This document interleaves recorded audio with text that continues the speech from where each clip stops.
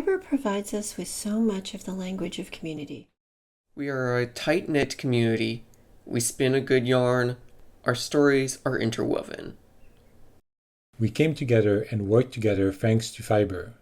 Early shelters, garments, transportation were all enabled by our recognition that we could transform plant and animal products into strong textiles, ropes, strings, canvas, and sails. The process of making became inextricably tied to the process of social reproduction, the passing of stories and skills, creating community. Let's see, well, I'm a knitter, and I first learned about this knitting group from Donna when I saw her in the Celtic Knot knitting store, yarn store. So I've been a knitter since I was 10. When my grandmother taught me, I can still remember the first thing I made was a pair of slippers, and have been doing knitting, so 58 years. Been knitting for about 5 or 6 years, but it's something I do quite rarely because I don't have that much time to do it. And I like to do very simple knitting because it's a way of relaxing for me, and so I don't want to, it's not really about learning something new or challenging myself. It's really about doing something that's repetitive and simple, and then at the end there's something warm to wear, or even if I don't wear it, even if it's for someone else. The process of making it is rather enjoyable. So I first got interested in knitting when I was a very little girl. My nonna, my old world grandmother, was a knitter. And she never had a pattern. She just seemed to intuitively know how to make a garment, and I was fascinated watching her. And then when I was in my 20s, I got very interested in crocheting and knitting, and pretty much taught myself how to make garments, and did a lot of crocheting and knitting for babies in my extended family and people I knew, friends, loved ones. And then I got busy with my work and my family and left the world of making aside for a long time, and then came back to it in the last few years and found this group here at the TAUNY Center, which is wonderful.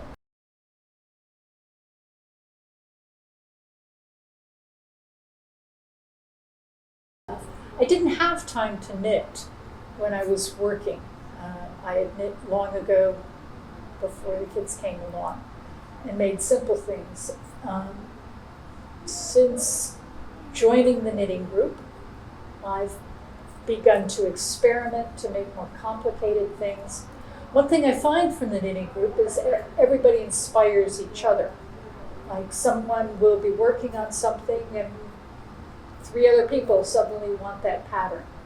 Or someone finds a yarn that they really like, and we're all making things with that yarn. So people inspire others in the group. It sounded like, or it looked like something nice to do.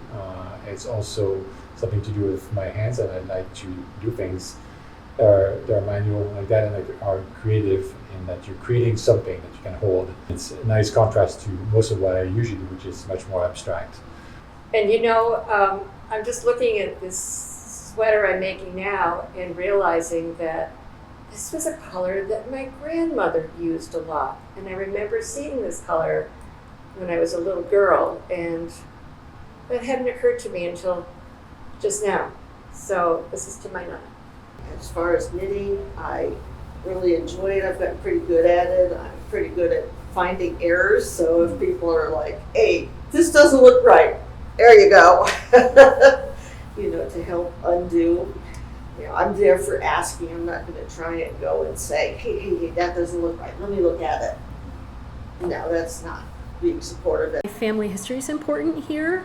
Both of my grandmothers, Beatrice Merkley and Melita Weston, were textile artists. They would not have described themselves as artists, but they both pretty much always had some project going. Often that project was household slippers and wool work socks for the men. But sometimes there was something that was particularly pretty or just decorative. My grandma Weston made me a doily when I was a teenager, and I wanted turquoise blue. I don't know where she found it in 1970s in Canton, but she found it, and I still have it. It was one of my favorite things that I've ever owned. And I was fascinated with that process of creating fabric with this piece of string.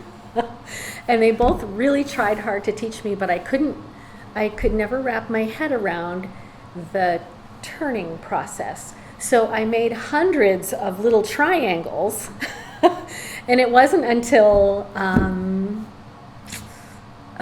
was probably in my late 30s when I finally figured out how to crochet. I'm still not a knitter, but I love to crochet. I just love that. I love the textures that are available out there. I love that I can color my own yarn. And I love being able to make things. They're not always as utilitarian as what my grandmother's made, but I wear the stuff and my family wears it, and it's really fun. At the Wool House, you couldn't only buy yarn and search some patterns. You could learn to knit there, and a lot of people learned to knit from Natalie and Donna Clark, who was a co-owner for a while, and the shop carried on to other owners. And so a lot of people learned to knit. This sweater was a favorite first sweater because it was so easy and only one size needles. And it was straightforward knitting. The pattern is very easy to follow. There's a figure in the yoke, but it was all very simple. And it looked good, and it was, warm. So it just became popular. And then you'd see it on a friend, and somebody else would be making it, and so people made it their own, and they're still making it. Prior to coming here, I was a librarian down in Maryland, and at 3 of the libraries, it was a county that had like 19 branches, and at 3 of the branches that I worked at, I started knitting groups, and most of the people came in and didn't know how to knit, but what I was trying to set up was groups, where knitters could help non-knitters learn to knit. So I've done a lot of teaching knitting that way. Another thing that I like doing is crocheters who want to get interested in knitting. The way a crocheter holds the yarn is the same way you kind of hold your yarn if you're going to do the continental style of knitting, which is kind of faster than the American throwing style. So I've done a lot of teaching of people how to do continental knitting.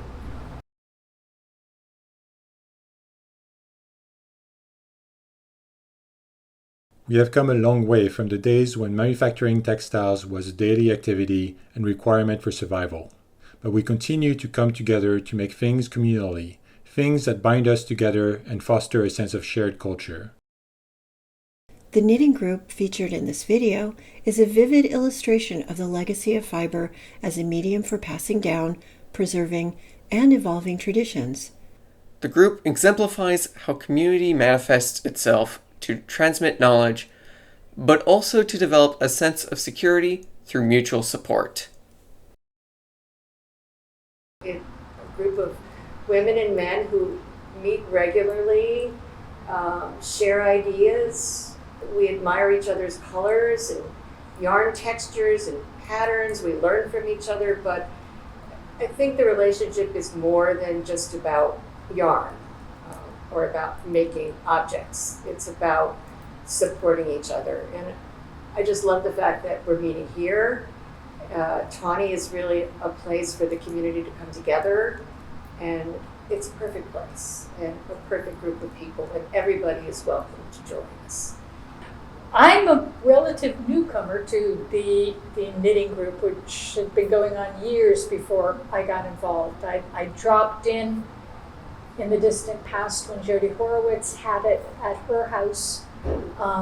When I retired, Judy Simon talked me into coming to this knitting group, which was meeting at the Celtic Knot. We met downstairs, and it was crowded.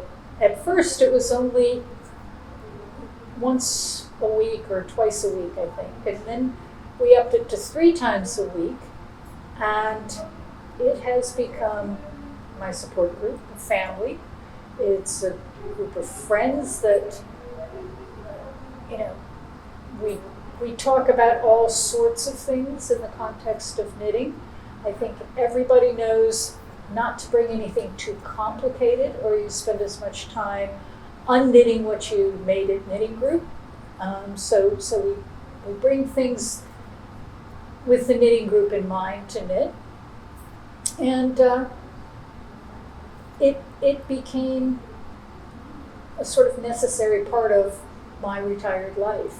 The name Ohana for the group, and that comes from a Hawaiian word meaning family. It's funny where the derivation is from. It's from oha, which is taro roots that all get tangled up together. So it's talking about families, could be nuclear families, or wider relatives. It can be friends. It can be groups like our knitting group here, where when we refer to Ohana, we're talking about helping each other, supporting each other, being there if somebody needs some help, cheering each other on, those kinds of things. Just one of those things that makes me feel really good and warm about it. So that name carries through, and I just really like it.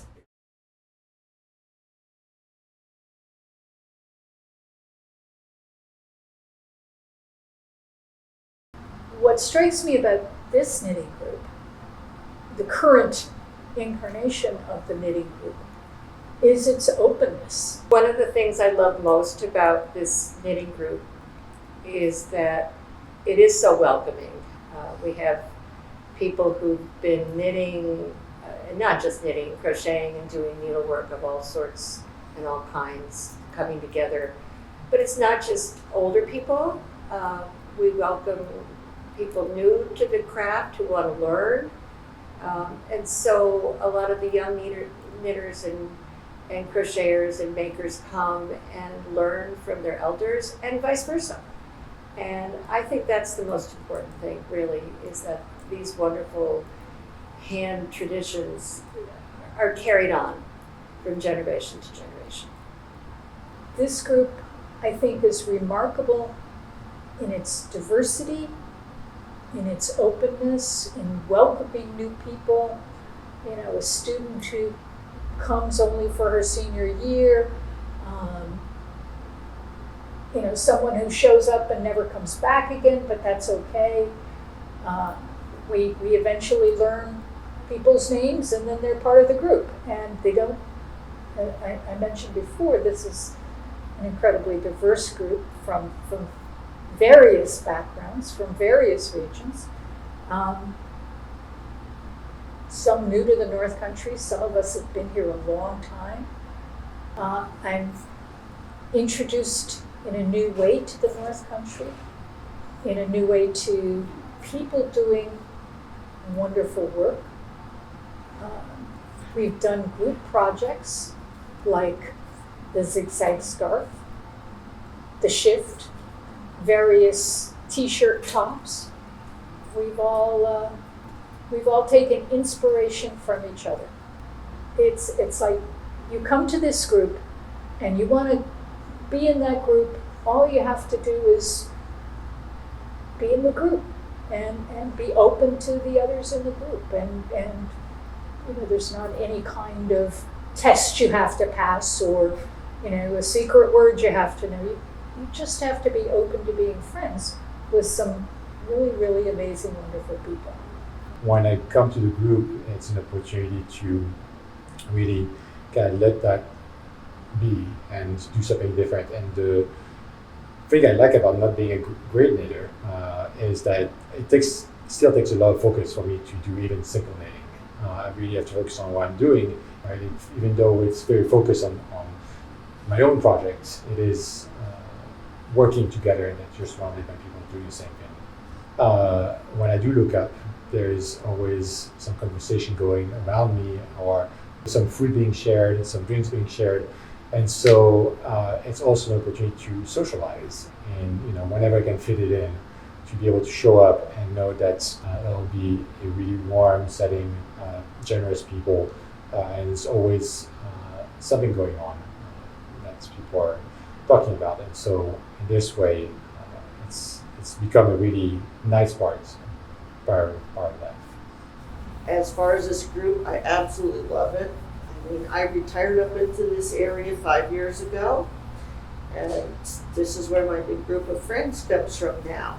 So People in the group have gone through different things over the time that I've been a member.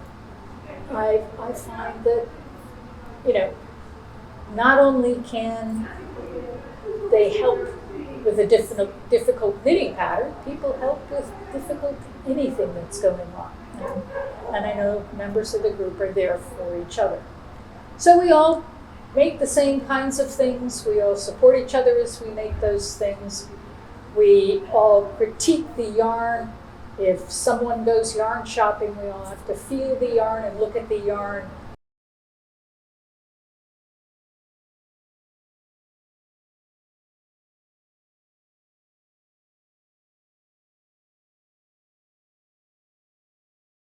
The symbolism of the lengths of interlocking strands that are knotted together or woven into infinitely diverse patterns, the loose wool felted into incredibly strong textiles, or the intricate imagery stitched onto canvas, make fiber crafts the perfect medium for marking milestones. While inviting individual interpretations and modifications, fiber projects also lend themselves to reproduction. A shared pattern will link projects completed using entirely different yarns, minutely customized, and even entirely reimagined. Each of the objects in this exhibit is unique, the product of different approaches to knitting. Yet we recognize the pattern and immediately feel the connection between each object and the people that crafted them in a shared moment. like I said, having met this group here now, I have people that I sometimes go out for lunch with, or I think I've provided some support for a couple of the women who became widows, because I was widowed before I came up here, shortly before I came up here.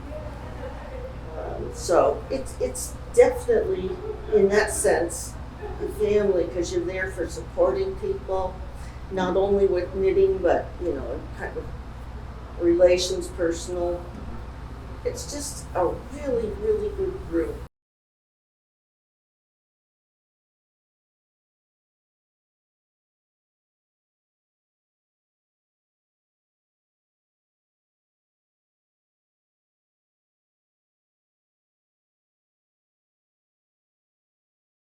When COVID hit, it was especially difficult because we were used to having this support group that we got together with 2 and 3 times a week.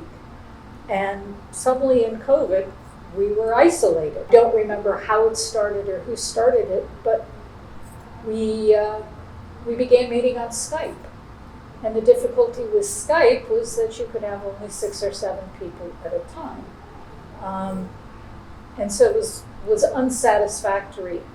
Fortunately, as the weather warmed up, we decided we could meet outside masked and gather and knit and talk to each other. And so we started outdoor knitting. We meet in my backyard, which I enjoy. I don't have to travel. Under the oak tree in the backyard or on the front porch in the rain. And people come. I'll never forget that first get-together post-COVID or during COVID, when people came, and we hadn't any of us been to a hairdresser or anything like that. It was hard to recognize people whose hair had suddenly gone natural when we were all wearing masks. We met, we talked, we reconnected, we realized how important we were to each other. We looked at what each of us was working on. I remember I was working on a t-shirt, and Erin at Celtic Knot made a home delivery of yarn for me so I could work on that t-shirt. So it was funny, the next year, I figured we were all back to normal. We didn't need outdoor knitting, but by popular demand, outdoor knitting continued once a week. And some of us get older and find the steps more difficult. It's easier for some. Everybody brings chairs and we sit outside under the oak tree. I don't say that I'm blessed very often because I really don't like that language. But I feel blessed by being in this knitting group with these friends.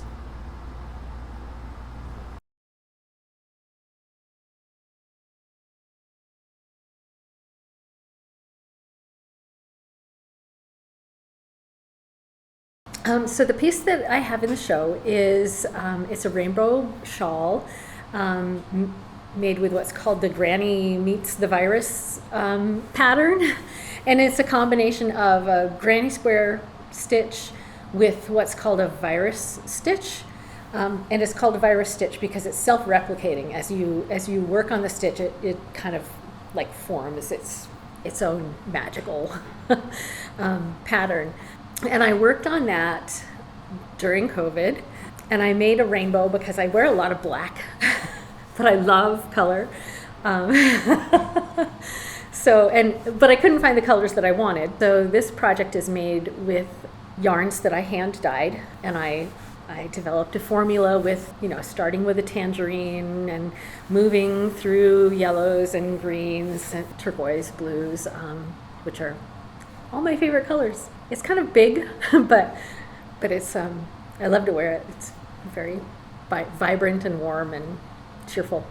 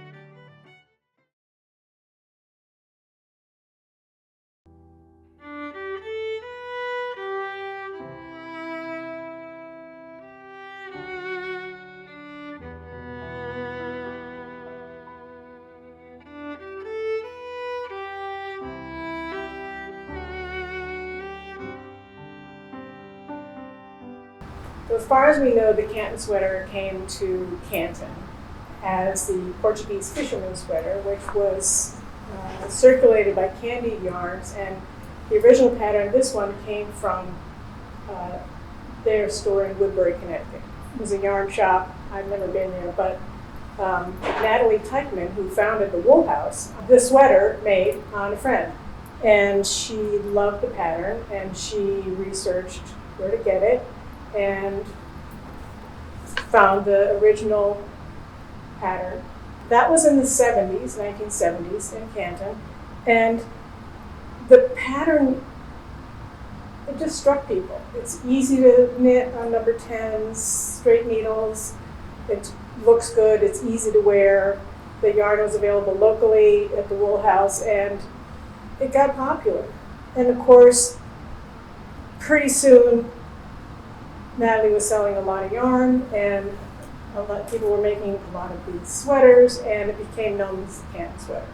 And in the 70s and the 80s, it was popular enough that people had wear your sweater parties. I mean, and it's still popular. You still see it. I saw one at the farmers market in Canton last year. People wear them around town. You see people that wear their Canton sweaters proudly.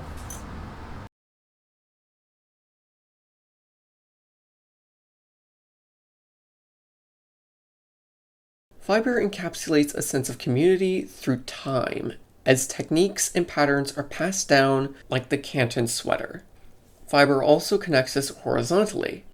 Traditionally, fiber will have gone through several pairs of hands before becoming a finished object. The herder, shearer, scourer, spinner, dyer, and craftsperson are all connected through the strands that make up a sweater.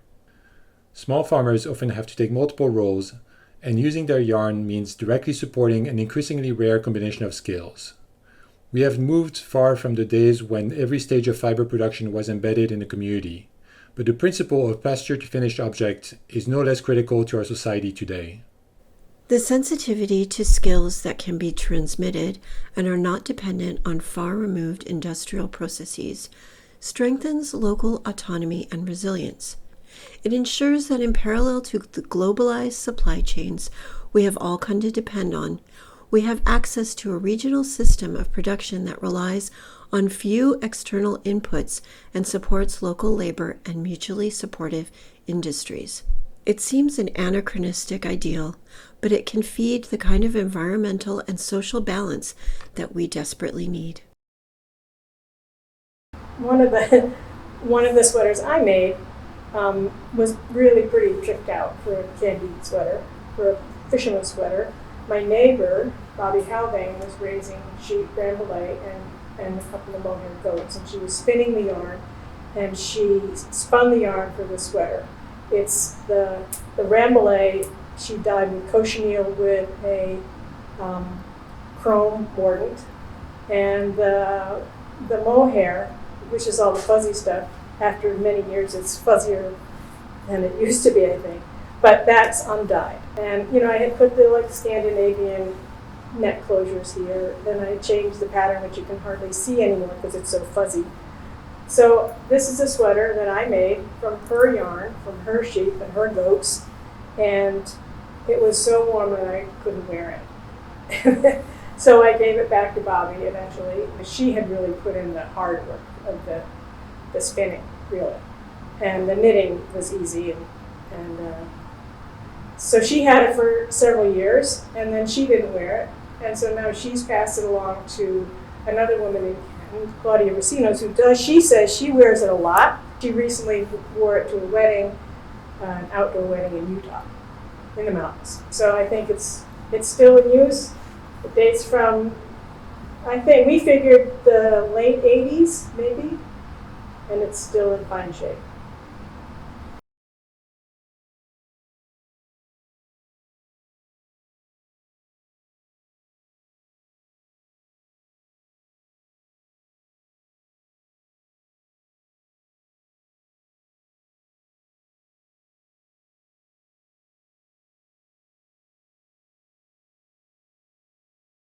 Azalea, supporting the small farm and local economies. That is one of the main reasons that we did this shawl, because in Shetland tradition, they've basically been doing this since the 1600s. Then in about 1830s, Shetland communities started incorporating lace into their knitting. They already had kind of established knitting and wool industry. And this is mainly women and people in the home who are just trying to make extra money to keep food on the table. So they created these shawls, which sort of grew and became more and more high demand. It was very much the royalty, and then it became more and more popular, and then they could make them more for just regular people like you and me. So let's see, they had special techniques, but the thing that was really interesting to me is how important the spinners were. So basically the relationship between the spinner and the knitter was very close and very tight. You really had to trust your spinner. They were in charge of the final product, basically, because if there's any kind of thickness gradation, you would see it in these huge, very fine lace shawls. And you see that today, and some of the ones are showing at some of these museums and things, is that when you lay them flat on a dark surface, you can see almost lines of thicker materials. So it actually doesn't have to do with the knitter, but with the spinning. So from the very beginning, they had to make sure that they chose really good fiber, and then the spinner was very talented and really understood how to and could feel the fineness of it.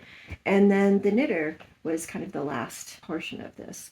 So they would make these trapezoids individually, which I'm assuming is sort of a quicker easier to remember knit, and then you would do the center. The center was really not that important and didn't have that much motif in it. You'll see most of the Shetland shawls will have these small motifs that are very regular throughout, or even just garter stitch.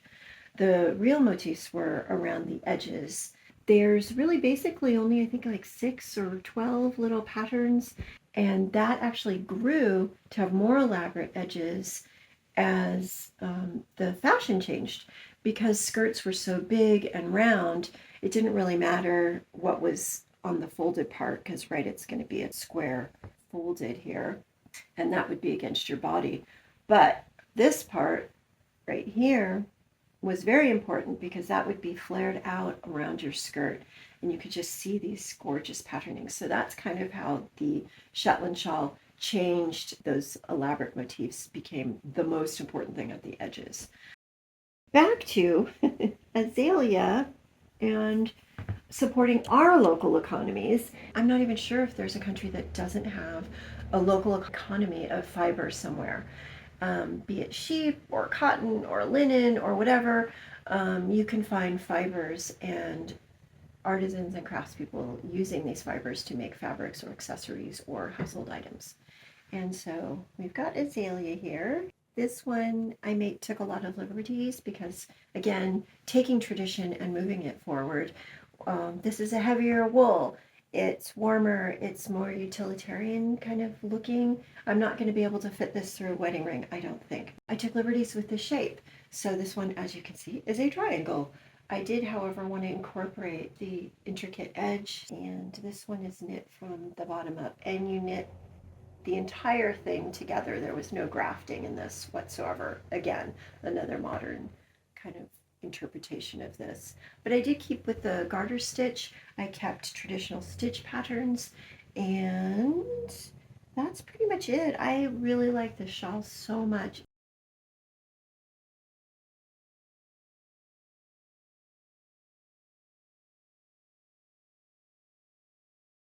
We learn more really about different fibers, different yarns, and the people producing those yarns.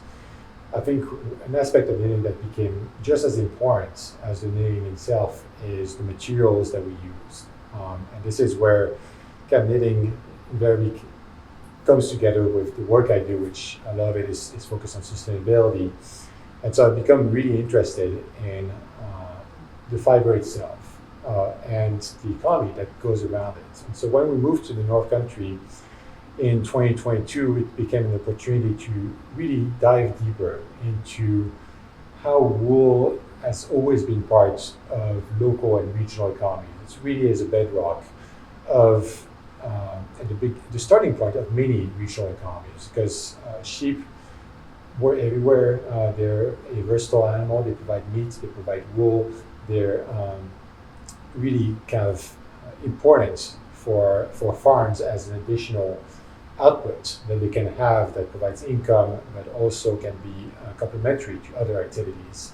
I became fascinated with the local farms, and especially here where they're really starting on trying to bring wool back to a viable place that they contribute to the economy, because wool has really disappeared from the US as an economy. It's such a small part of the farming industry.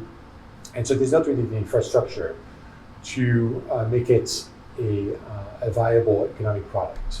There's not enough people buying 100% wool yarn. A lot of plastic products have replaced wool that's from 100% wool. There's also a lot of competition from Australia, from New Zealand, from China, increasingly. Fiber industry in the US has dwindled over time. Those farmers are doing locally is really bringing an entire industry back, make it into a viable economy and a driver of the economy, which is so important in a place like the North Country where it needs this diversity. The thing that's admirable and so important is that because it's at a small scale, because those farmers are very conscientious a lot of the time. They're conscientious because they have to be. When you're working at that scale, when you're really trying to get started and it's an emergent industry, you have to be very careful about how you do it and the best way to market it, the best way to integrate it within the broader economy. And right now, this means that a lot of farmers are being conscientious of the environmental impact of wool, because sheep are environmentally expensive. But if it's done right, the cost can be reduced quite a bit. And so the way that farming is being done locally has been inspiring. I think that it is exactly what we should aspire to in terms of the local economies that's diversified and that's supportive of small farms, that's supportive of community, because we get to know the people producing the wool, and it kind of becomes a circular economy, and this ideal that we should be striving for our future. This has really been a great ways to be able to connect with farmers and learn more about how the struggles, the challenges, but also how they're overcoming them, and hopefully building something that will sustain us in the future.